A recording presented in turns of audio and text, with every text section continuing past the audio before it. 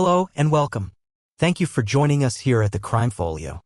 Tonight, we do not walk the blood-stained carpets of a suburban home or the rain-slicked alleyways of a forgotten city. Instead, we descend into a world of shadows, a realm where whispers carry more weight than warheads and loyalty is the most fragile of currencies. This is a world of cloaks and daggers where the deepest wounds inflicted upon a nation are not from an external enemy but from the trusted hands within. These are the stories of betrayal on a scale that alters history. Case 1. The Aldrich Ames CIA Espionage Case. In the quiet, manicured suburbs of Northern Virginia, where government credentials were as common as lawnmowers, Aldrich Hazen Ames was, by all appearances, an unremarkable man. He was a creature of the bureaucracy he served, a mid-level officer in the Central Intelligence Agency, a cog in the vast labyrinthine machine of American intelligence. For over 30 years, he had walked the hallowed, yet sterile, halls of Langley. His career a testament not to brilliance, but to persistence. It was a slow, unremarkable ascent, marked by periods of competence and bouts of mediocrity, often fueled by a heavy reliance on alcohol that was, for a time, overlooked as a simple character flaw in the high-stress world of espionage. Ames was not the dashing field agent of fiction. He was a desk man, a manager of sources, a handler of secrets. He belonged to the Directorate of Operations, the clandestine arm of the CIA, and his particular focus was the Soviet Union. He knew the names, the methods, and the vulnerabilities of the men and women the CIA had painstakingly recruited from inside the KGB and the GRU, the Soviet military intelligence. These were the crown jewels of American intelligence human assets who risked everything to pass information to the West. They were names on a file to Ames, but they were living, breathing people with families, hopes, and a constant, gnawing fear of discovery. The seeds of his betrayal were not sown in ideology. Ames was no true believer in the communist cause. He held no deep-seated political conviction that the world would be better under the hammer and sickle. His motivations were far more common, far more human, and perhaps far more insidious: greed, resentment, and a profound, festering sense of personal failure. By the mid-1980s, Ames was drowning. A costly divorce had left him financially crippled.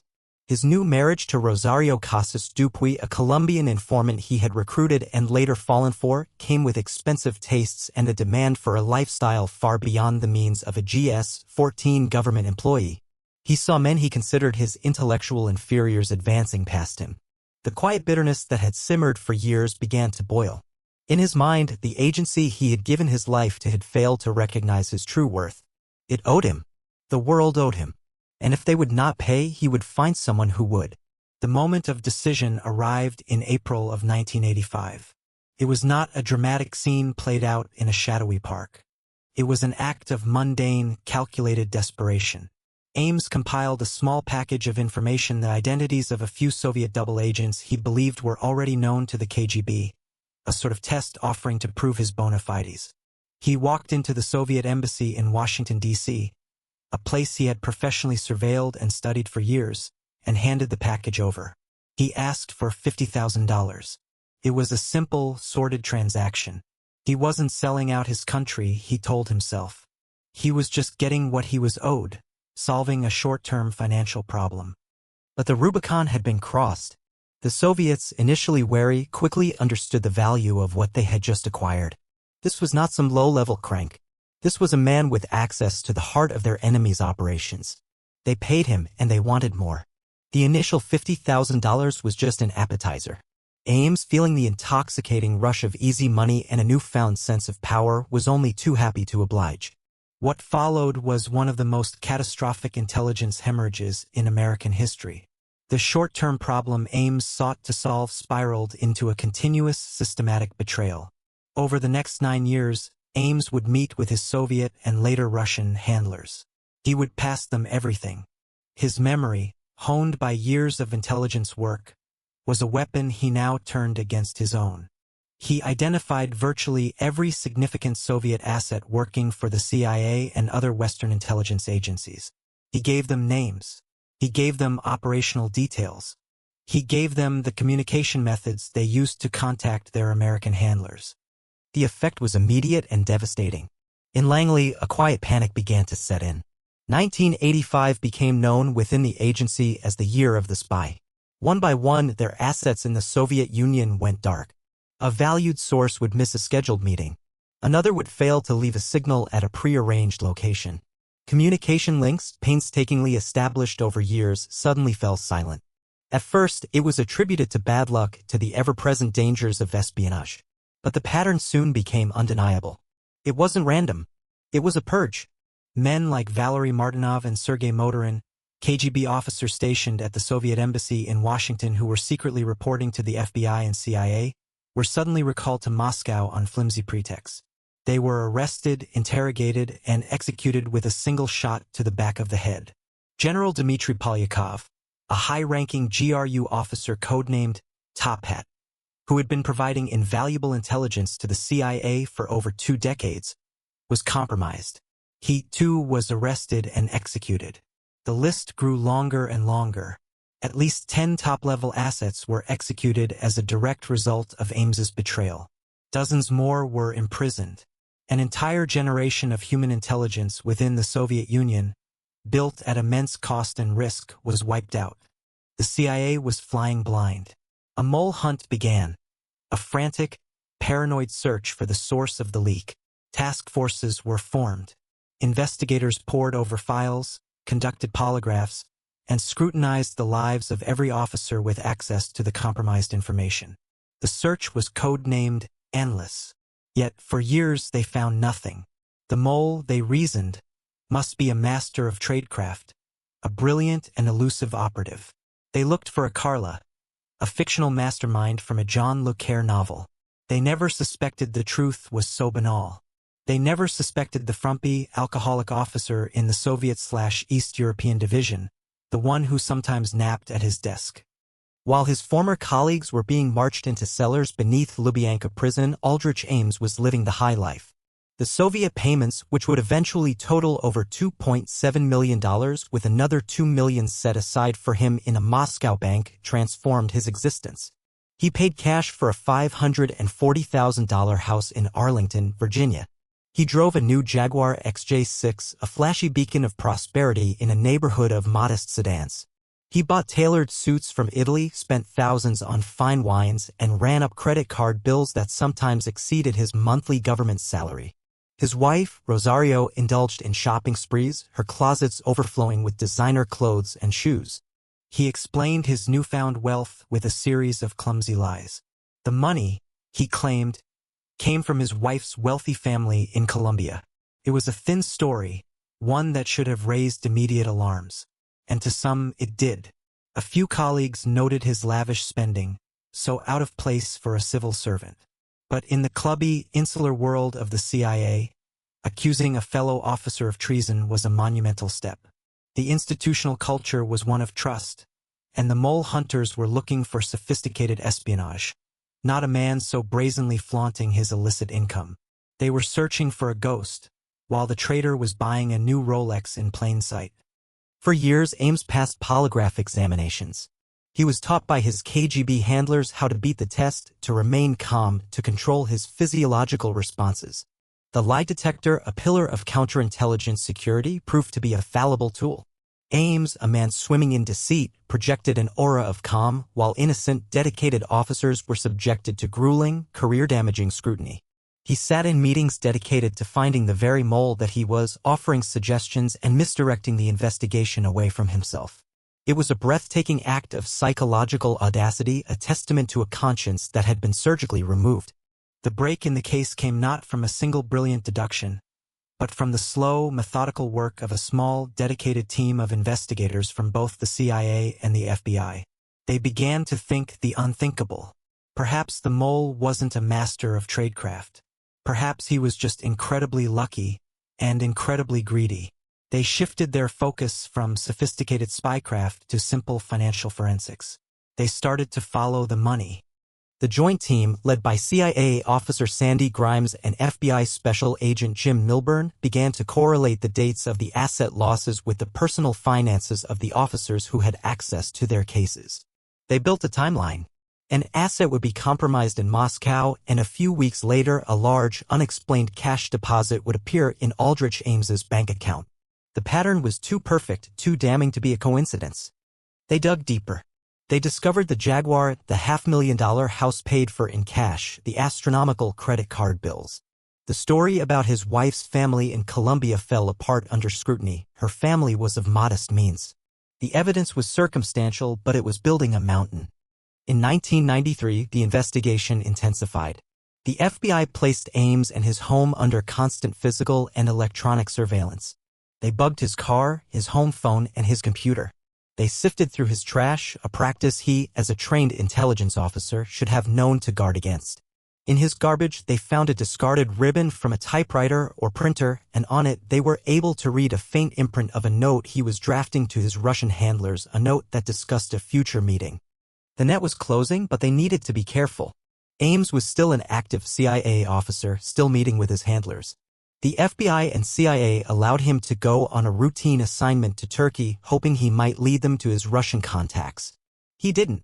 Upon his return, the decision was made to arrest him before he could flee or pass on any more secrets. On the morning of February 21, 1994, as Aldrich Ames left his Arlington home to drive to work, a team of FBI agents boxed in his Jaguar. The man who had sent so many to their deaths, who had hobnobbed with his Russian handlers and lived a life of luxury on blood money, was arrested without incident. The takedown of one of America's most damaging spies was, like the man himself, almost anticlimactic. When the agents moved in, Ames reportedly said, "You've got me." During a search of his home, they found overwhelming evidence: documents, computer files, and instructions from Moscow. The full, horrifying scope of his 9-year betrayal was laid bare. He had not just compromised sources, he had compromised entire operations, technical collection systems, and counterintelligence strategies. He had given the KGB a virtual roadmap to the CIA's Soviet operations. Faced with the mountain of evidence, and in an attempt to secure a more lenient sentence for his wife, who was arrested as an accomplice, Ames agreed to cooperate. He sat for debriefings, methodically and dispassionately detailing every secret he had sold, every life he had destroyed. There was no remorse, only a cold, professional accounting of his work. He spoke of the executed agents as if they were abstract data points, casualties in a game he had played and won for a time. Aldrich Ames pleaded guilty to espionage and was sentenced to life in prison without the possibility of parole. Rosario Ames was sentenced to 5 years for her role in the conspiracy. Ames resides today in the high-security federal penitentiary in Terre Haute, Indiana, his name now a permanent synonym for treason within the American intelligence community. The Ames case was a profound trauma for the CIA. It exposed not only the devastating vulnerability to a simple, greedy insider, but also a startling institutional blindness. How could a man so obviously living beyond his means, with a known drinking problem and a record of security violations, have gone undetected for so long? The scandal forced a painful period of introspection and reform within the agency, leading to stricter financial disclosure requirements and more rigorous counterintelligence procedures. But the deepest legacy of Aldrich Ames is not in the reforms he prompted, but in the lives he extinguished. He was a ghost in the machine, a walking embodiment of betrayal who smiled at the very colleagues whose friends and assets he was sending to their deaths. His story is a chilling reminder that the most formidable walls of national security can be brought down not by a battering ram, but by a single, corrupted key turned by a man who valued a luxury car over a human life. It is a story of how the mundane vices of one man can cast a shadow that darkens an entire nation's history. Case 2, the Robert Hanssen FBI betrayal. The wounds inflicted by Aldrich Ames were still raw, the institutional shock still reverberating through the American intelligence community when a horrifying realization began to dawn: the hemorrhage had not stopped. While the CIA was engaged in a painful and public self-examination, convinced they had excised their cancer, another, deeper malignancy was festering within the very heart of America's domestic security apparatus, the Federal Bureau of Investigation. The FBI, the nation's premier spy hunting organization, was home to a traitor whose longevity, access, and the sheer scale of his betrayal would ultimately dwarf even that of Ames. His name was Robert Philip Hanssen, and he was a man who seemed to personify the Bureau itself: conservative, devoutly Catholic, a father of 6, outwardly rigid and unremarkable. For 22 years, Hanssen operated as a ghost, a phantom of unimaginable consequence. His betrayal was not born of simple greed, though money was certainly a factor. It was a complex, toxic brew of staggering intellectual arrogance, deep-seated resentment, and a bizarre, compartmentalized personal life marked by dark sexual proclivities that he documented with obsessive detail. Hansen believed he was intellectually superior to everyone around him, his peers, his superiors, the entire lumbering bureaucracy of the U.S. government. Espionage, for him, was not just a transaction, it was the ultimate intellectual game, a stage upon which he could prove his brilliance against the two superpowers he secretly served, the Soviet Union and, later, the Russian Federation. His duplicity began long before Ames walked into the Soviet embassy. In 1979, just 3 years into his career as an FBI special agent, Hansen made his first move. He mailed an anonymous letter to the GRU, the Soviet Military Intelligence Agency, offering his services. He betrayed the identity of Dmitry Polyakov, the same general top hat Ames would later compromise, providing the Soviets with the first piece of a puzzle that would eventually lead to the general's execution. For this initial act, he was paid, but then, inexplicably, he went silent. For several years, he ceased his contact, perhaps out of fear, perhaps because the thrill had temporarily subsided. The lull ended in 1985, the same year of the spy that marked the beginning of Ames's devastating spree. As the CIA's network was collapsing, Hansen re-established contact, this time with the KGB. He was more careful now, more methodical. He would never meet his handlers face-to-face. His tradecraft was a masterclass in caution, learned from the very manuals the FBI used to train its agents. He used a system of impersonal dead drops, leaving packages of classified documents under bridges or in hollowed-out posts in quiet suburban parks around Virginia. His signals were discreet. A piece of adhesive tape placed on a park sign would indicate a package was ready for pickup. He communicated through encrypted letters and was known to his handlers only by a series of aliases, most famously Ramon Garcia. Hansen was in a uniquely devastating position. As a senior agent in the FBI's counterintelligence division, his job was to catch Soviet spies. He was, quite literally, the fox guarding the henhouse, and he used his position with surgical precision. He had access to the FBI's centralized computer system, the Automated Case Support System, ACS. He could and did search for his own name, his aliases, and any cases that might be closing in on a mole. When the FBI launched its own investigation to find the source of the 1985 intelligence losses, Hansen was eventually assigned to the unit tasked with finding the mole. Like Ames at the CIA, he sat in on the very meetings designed to catch him, offering his expert opinion, guiding the investigation into dead ends, and monitoring its progress every step of the way. It was an act of supreme, chilling arrogance. The scope of the secrets Hansen sold is difficult to overstate. It was a comprehensive gutting of American national security. He provided Moscow with thousands of pages of classified documents detailing nearly every aspect of the FBI's counterintelligence program. He gave them the names of Russian double agents working for the U.S., leading to the execution of at least 3, including Sergei Motorin and Valery Martinov, the same 2 embassy officers also betrayed by Ames. Hansen's information confirmed their status as traitors, sealing their fates. But his betrayal went far beyond human assets. He exposed highly sensitive and expensive technical operations. His most notorious act was revealing the existence of a massive, multimillion-dollar tunnel the FBI had secretly constructed beneath the Soviet embassy compound in Washington, D.C. The tunnel was intended for eavesdropping and was one of the most ambitious and clandestine intelligence projects of its time. Years of planning and construction were rendered worthless overnight because of Hansen. He handed over details of America's satellite reconnaissance programs, its signals intelligence capabilities, and its strategies for tracking Soviet agents on U.S. soil. Perhaps most apocalyptically, Hansen sold Moscow the United States' entire continuity of government plan.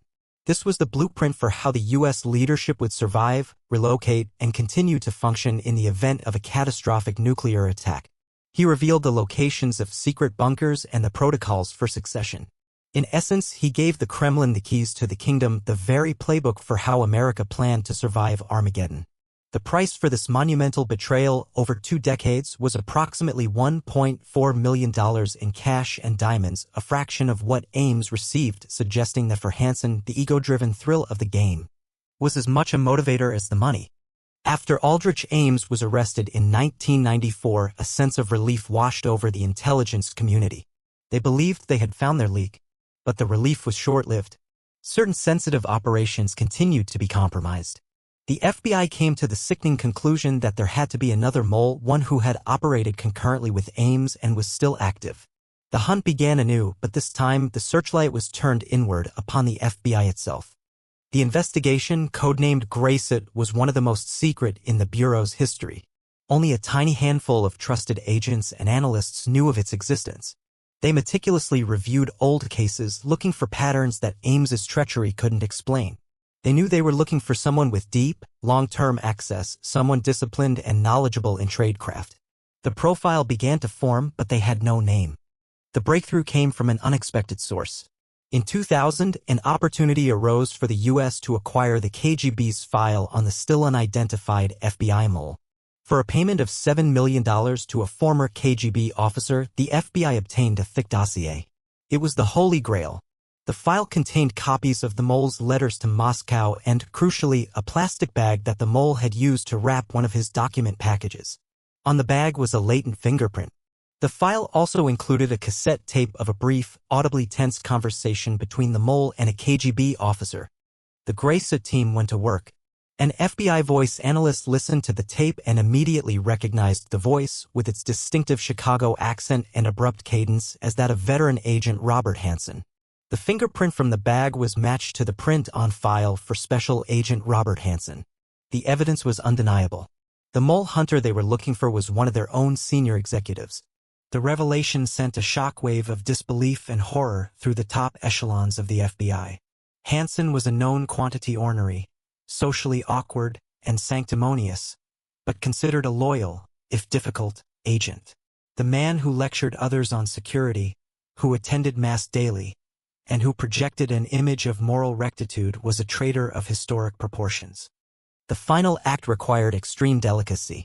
Hansen was still a high-ranking official with access to sensitive systems.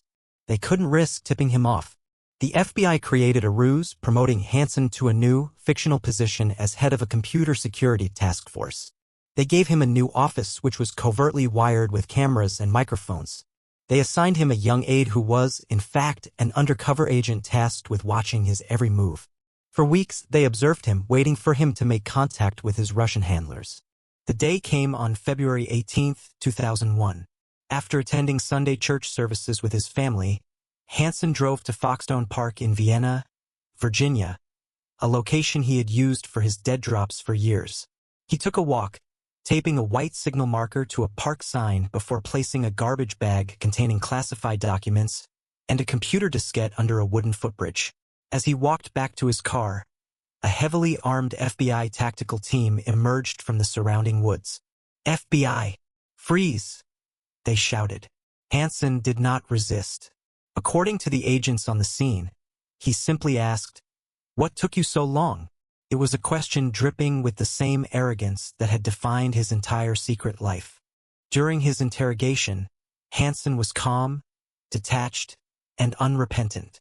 He spoke of his espionage as an intellectual exercise, a complex puzzle he had mastered. He showed no remorse for the agents he had sent to their deaths or the profound damage he had inflicted on the country he had sworn an oath to protect. To avoid the death penalty, he pleaded guilty to 15 counts of espionage and was sentenced to life in prison without parole, a sentence he is serving at the same ADX Florence Supermax prison that houses some of the world's most dangerous criminals. The Hansen case was, in many ways, more disturbing than the Ames affair. Ames was a dissolute alcoholic driven by greed, but Hansen was different. He was a product of the FBI's own culture, a man who rose through its ranks while systematically betraying its core mission. His betrayal was not just a failure of security protocols, it was a profound psychological and moral failure. It demonstrated that the veneer of piety and patriotism could mask the deepest corruption and that the most dangerous enemy could be the one who shares your office, salutes the same flag, and knows all your secrets because you entrusted him to protect them. The ghost had been caught, but the chill of his long presence would haunt the halls of the FBI for decades to come, a constant, cold reminder that the line between guardian and traitor can be terrifyingly thin. His story and aims before him reveal a modern vulnerability, but the playbook of betrayal of men in trusted positions selling secrets for ideology, ego, or disillusionment was written long before, in the hallowed halls of one of the world's most prestigious universities. Case 3. The Cambridge 5 Spy Ring. Long before the era of digital footprints and financial forensics, before men like Ames and Hansen sold secrets for cash and ego, the most devastating betrayal against the West was conceived not in desperation, but in idealism. It was born in the rarefied air of Cambridge University in the 1930s, within its ancient, ivy-clad walls, where the sons of the British ruling class were groomed to lead an empire. Here, a different kind of treason took root, a betrayal of class, country, and trust, all in the name of a formidable new god, communism. This was the story of the Cambridge 5. A spy ring whose members were not just agents, but true believers, and whose legacy of deceit would poison the well of Western intelligence for a generation. The Cambridge of the 1930s was a crucible of intellectual and political fire. The world outside its privileged gates was reeling. The Great Depression had shattered faith in capitalism, while the black specter of fascism was rising over Europe. For many of Britain's brightest young minds, the future seemed a grim choice between a decadent, failing system and a brutal, expansionist one. Into this void stepped the Soviet Union, presenting itself not as a totalitarian state, but as the vanguard of a new, equitable world, the only real power capable of standing against Hitler and Mussolini. It was a siren song of ideology, and it was irresistible to a certain kind of brilliant, arrogant, and profoundly idealistic young man. At the heart of this intellectual ferment were the Apostles, a secret, elite debating society at Cambridge, and other left-leaning student groups. It was here that the future spies found each other and were, in turn, found by their Soviet recruiters.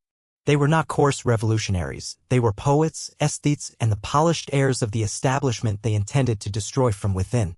There was Harold Kim Philby, the charismatic, stammering son of a famous colonial official. He was the ring's undisputed master, a man of immense charm and chilling duplicity, capable of cultivating deep friendships with the very people he was betraying.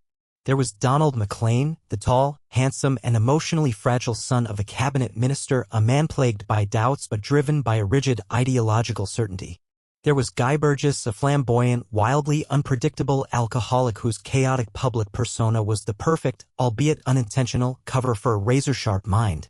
And there was Anthony Blunt, the cool, aloof intellectual and art historian, a distant cousin of the royal family whose quiet academic life masked his role as a talent spotter and spy. A fifth man, John Cairncross, a brilliant scholar from a more modest background, would also be drawn into their orbit. Their compact was not sealed with money but with conviction. They saw themselves as soldiers in a clandestine war for the soul of humanity. Their Soviet handlers instructed them to shed their overt communist sympathies, to burrow deep into the fabric of the British state. Their mission was a long one, to ascend the ladders of power, to become the very men entrusted with the nation's most precious secrets, and then to hand those secrets over to Moscow. Their privilege was their passport. Their impeccable upper-class accents, their tailored suits, and their effortless entry into the exclusive old boy clubs of London were the perfect camouflage.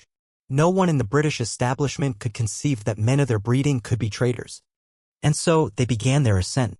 The outbreak of World War II provided the perfect opportunity. Patriotism was the currency of the day, and they spent it lavishly. Guy Burgess joined the BBC and then the Foreign Office. Anthony Blunt, the art expert, found a home in MI5, Britain's domestic security service, where he hunted for German spies while serving a different master. Donald MacLean entered the diplomatic corps, a path that would eventually lead him to the British Embassy in Washington at the very heart of the nascent Anglo-American alliance. But it was Kim Philby who achieved the greatest, most terrifying success. He joined the Secret Intelligence Service, MI6, Britain's foreign intelligence agency. He was not just an officer, he was a star. His colleagues admired his cool head, his sharp analysis, and his unwavering dedication. He served with distinction in the war, earning the trust of his superiors and the friendship of his peers. His rise was inexorable. In a stroke of irony so profound it borders on the absurd, Philby eventually became the head of Section 9, the anti-Soviet section of MI6. The man tasked with countering Soviet espionage in Britain was the Soviet Union's most important agent. He held the keys to the entire operation. He knew every British agent, every source, every plan aimed at the Kremlin. And he delivered it all to his handler. During the war, the Five's activities existed in a moral gray area. The Soviet Union was a crucial ally against Nazi Germany. The intelligence they passed on German troop movements, military strategy, and political intentions helped the Red Army and, arguably, hastened the end of the war. They could tell themselves they were simply ensuring the defeat of fascism. But when the Iron Curtain descended across Europe, the game changed. The alliance fractured and the Cold War began.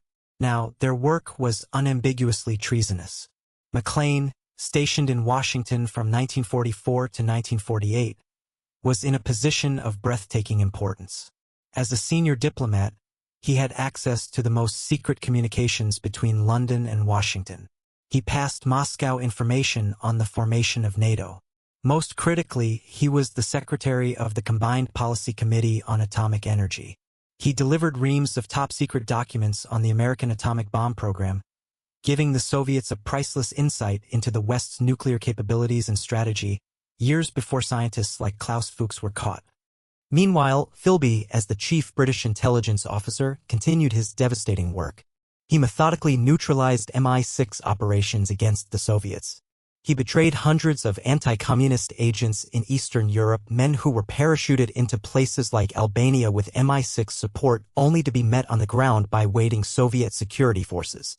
They were captured, tortured, and executed, their missions compromised before they even began. Philby was sending men to their deaths with a handshake and a reassuring smile. His closest friend in the intelligence world was James Jesus Angleton, the legendary and famously paranoid chief of counterintelligence at the newly formed CIA. Angleton trusted Philby implicitly, sharing American secrets and operational plans with him, never suspecting that every word was being relayed to a control officer in Moscow. The Cambridge Five were not just gutting British intelligence, they were gutting America's, too. For years, they operated with impunity. But the seeds of their downfall were being sown in secret, in a nondescript building in Arlington, Virginia. There, U.S. Army cryptanalysts were engaged in a top-secret program codenamed Venona. They were painstakingly attempting to decrypt a vast archive of coded Soviet intelligence traffic sent during the Second World War. By the late 1940s, they began to have success. The fragments they deciphered were like lightning flashes in the dark, intermittently illuminating a landscape of comprehensive Soviet penetration of the West. One by one, the codebreakers began to identify spies. They uncovered Klaus Fuchs, the atomic scientist, and they found messages from an agent codenamed Homer who was working inside the British Embassy in Washington during the war and had access to high-level atomic and diplomatic secrets. The profile of Homer was drawn with increasing clarity, and the list of suspects narrowed. By the spring of 1951, the net was closing around one man, Donald McLean. Kim Philby was, by this time, serving as the chief MI6 liaison in Washington. He was part of the very team investigating Homer. He sat in the meetings, read the reports, and watched with cold, professional detachment as the evidence mounted against his friend and comrade. He knew it was only a matter of time before McLean was formally interrogated, a process he would surely not survive. Philby had to act. He used his other comrade, Guy Burgess, as his instrument. Burgess was also working at the British Embassy, though his diplomatic career was imploding due to his drunken and scandalous behavior. He was about to be sent back to London in disgrace. Philby instructed Burgess to travel to London immediately and warn McLean. It was a desperate gamble. On the evening of May 25, 1951, Burgess met McLean. That same night, the two men took a ferry to France and disappeared. The scandal of the missing diplomats erupted. It was a sensation in the press and a seismic shock to the British establishment. The idea that two of their own, men from such privileged backgrounds, could be communist spies was almost too much to comprehend. For the intelligence services, it was a catastrophe. Suspicion immediately fell on Kim Philby. He was the logical third man who could have warned them. He was recalled to London and subjected to intense interrogation by his MI6 colleagues. But Philby was a master of the game. He remained cool, denied everything, and turned the suspicion back on his accusers. There was no hard proof, only strong circumstantial evidence. He was forced to resign from MI6, but he was not prosecuted. In 1955, he took the audacious step of calling a press conference in his mother's apartment, where he calmly and coolly denied being a spy, bamboozling the assembled journalists and much of the public. For a time, it seemed he had weathered the storm. He reinvented himself as a journalist and moved to Beirut, a hotbed of espionage in the Middle East. From there, he continued to work for both MI6 on a freelance basis and, of course, for the KGB. He was playing both sides, his nerve unshaken. The final curtain fell in 1963. A high-level Soviet defector, Anatoly Golitsyn, provided new information that corroborated the case against Philby. MI6 now knew with certainty that he was the third man. They dispatched one of his oldest friends and former colleagues, Nicholas Elliott, to confront him in a Beirut safe house. Faced with the irrefutable evidence, Philby's composure finally cracked. He confessed to everything. In a stunning lapse of judgment, Elliott allowed Philby to go home to think rather than taking him into custody. Days later, Philby vanished. He had boarded a Soviet freighter in the port of Beirut and sailed to Odessa and a new life in Moscow. The story was still not over. The hunt was on for the fourth man. Investigators, re-examining old leads in light of Philby's confession, focused on Anthony Blunt. In 1964, MI5 confronted him. Faced with the evidence, Blunt also confessed, but he struck a secret deal. In exchange for telling them everything he knew, he was granted full immunity from prosecution. The British establishment, desperate to avoid another public scandal, buried the truth. For the next 15 years, Blunt continued his distinguished public life. He was the surveyor of the Queen's pictures, a knight of the realm, a respected art historian, living and working at Buckingham Palace. The secret held until 1979, when Prime Minister Margaret Thatcher, determined to lance the boil, exposed him in a statement to Parliament. The nation was shocked anew. Blunt was publicly disgraced and stripped of his knighthood. The reality of the spies lives in Moscow was a bitter epilogue. They were hailed as heroes of the Soviet Union, but they were also foreigners, relics of a bygone era of ideological fervor. They were treated with a mixture of respect and suspicion. Burgess and Maclean drank themselves into early graves, disillusioned with the dreary, oppressive reality of the workers' paradise they had sacrificed everything for. Philby, the master spy, found himself sidelined by the KGB, which never fully trusted him to run agents again. The great game was over, and he was left a lonely, celebrated prisoner in a gilded cage. The legacy of the Cambridge Five was one of profound destruction. They passed secrets that cost lives and compromised nearly every major Western intelligence initiative for 2 decades. But their greatest damage was psychological. They shattered the foundation of trust, not only within the British establishment but, more critically, between Britain and the United States. For years after, the Americans viewed their British counterparts with deep suspicion. The case exposed the fatal flaw of a class system that equated good breeding with loyalty. It was a lesson learned in the most painful way possible that a man's accent, his education, and his social standing are no defense against a corrupted heart, especially when that corruption is disguised as a noble cause. Theirs was a story of intellect and ideology twisted into a weapon against their own society, a cautionary tale that would echo through the Cold War and into the present day, where betrayals are driven by motives far less grand but no less damaging. One such case would soon arise, driven not by ideology for a global superpower, but by a passionate and ultimately criminal allegiance to a small, embattled ally. Case 4, the Jonathan Pollard espionage scandal. The betrayals of Ames and Hansen were transactions of cynicism and ego, a selling of secrets to a clear and present adversary. The Cambridge Five acted out of a grand, if fatally flawed, ideological vision, seeking to remake the world order. But the case of Jonathan J. Pollard is a story of a different, more complex and volatile form of treason, one born not of allegiance to a global superpower, but of a fervent, obsessive devotion to a small and embattled ally. It is a story that blurs the lines between loyalty and treachery, raising uncomfortable questions about identity, allegiance, and the very definition of a spy. Jonathan Pollard was not a man who fit neatly into any mold. He was a civilian intelligence analyst for the U.S. Navy, a position of considerable trust, but he was also a man who lived in a world of self-aggrandizing fantasy. From a young age, he was brilliant, erratic, and possessed by an all-consuming passion for the state of Israel. He saw himself as a protector, a warrior in a cause he had adopted as his own. To his friends and colleagues, he would spin elaborate, false tales of his exploits, claiming his father was a CIA legend, or that he himself held a dual role as a Mossad operative. They were lies, but they were the lies of a man desperate for a significance he felt his life lacked. A man building a mythology for himself before he had even committed the act that would define him. His career in U.S. intelligence was checkered. He was bright, with an almost photographic memory but also unstable and viewed with suspicion by his superiors.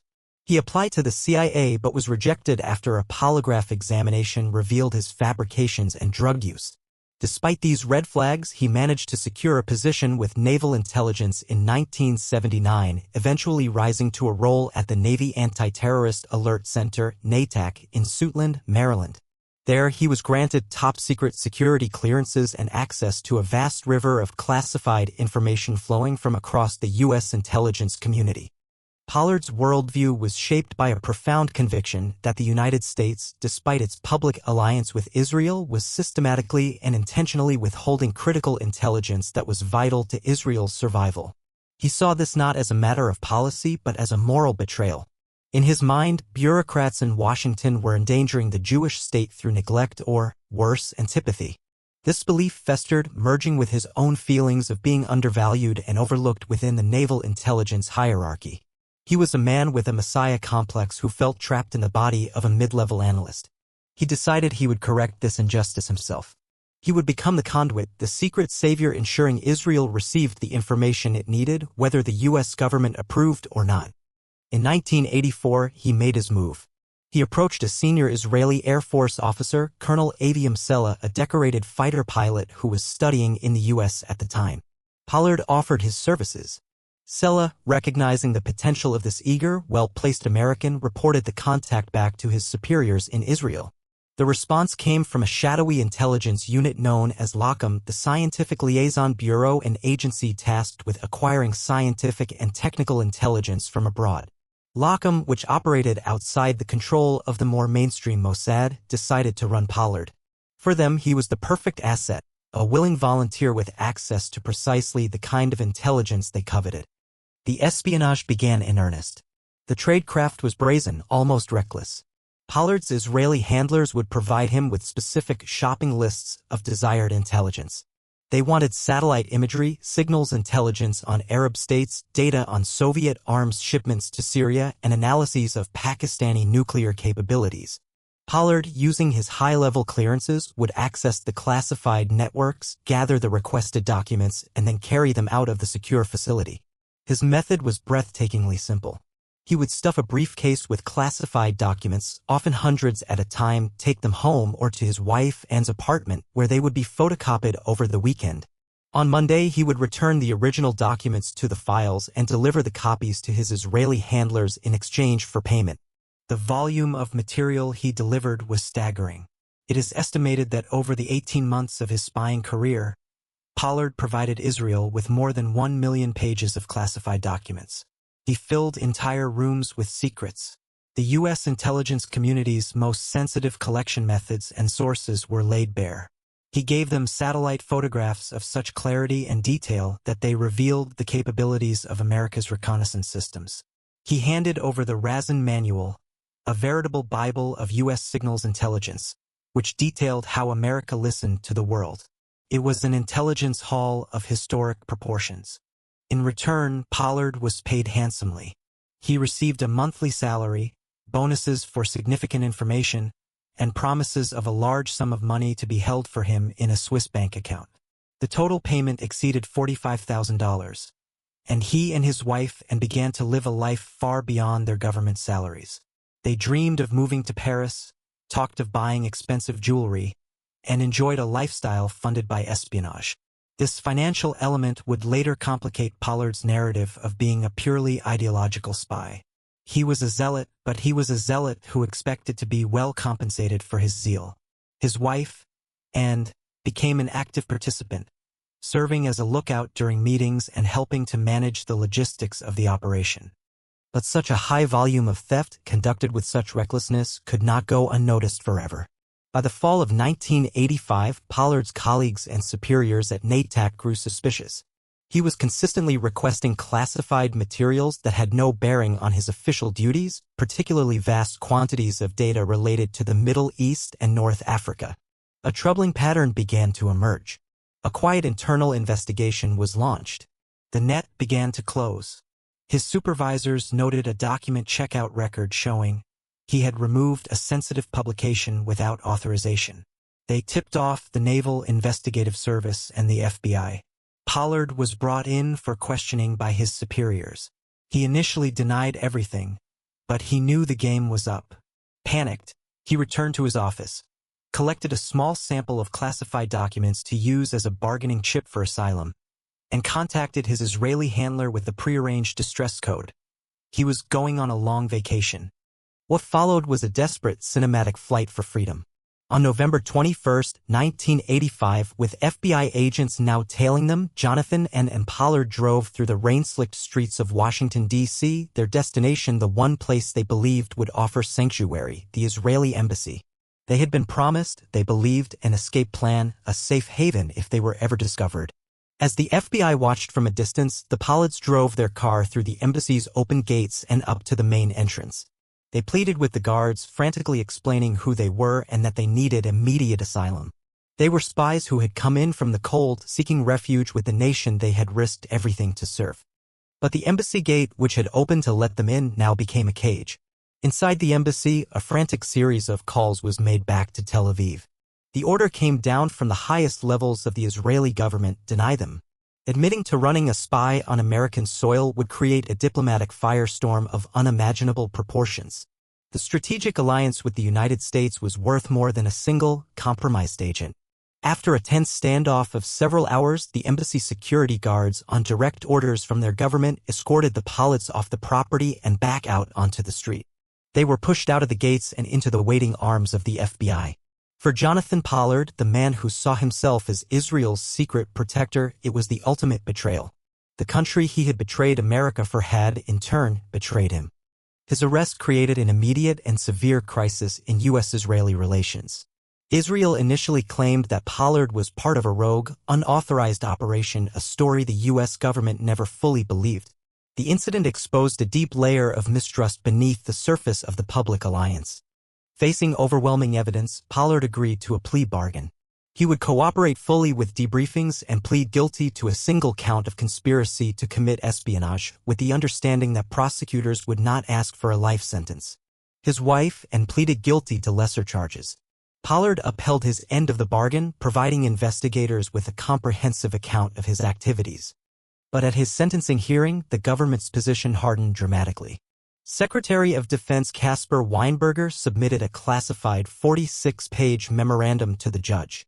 In this victim impact statement, Weinberger detailed the incalculable damage Pollard had inflicted on U.S. national security. He argued that Pollard had compromised sources and methods on a scale that could not be fully measured and had endangered the lives of U.S. agents.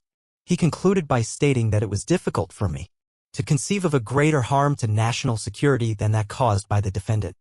Based on this powerful and damning assessment, the judge, Aubrey Robinson Jr., set aside the plea agreement's spirit, if not its letter. He sentenced Jonathan Pollard to life in prison, the maximum possible penalty. The severity of the sentence, harsher than that given to many spies who worked for enemy states, shocked Pollard and his supporters and became a source of controversy for decades.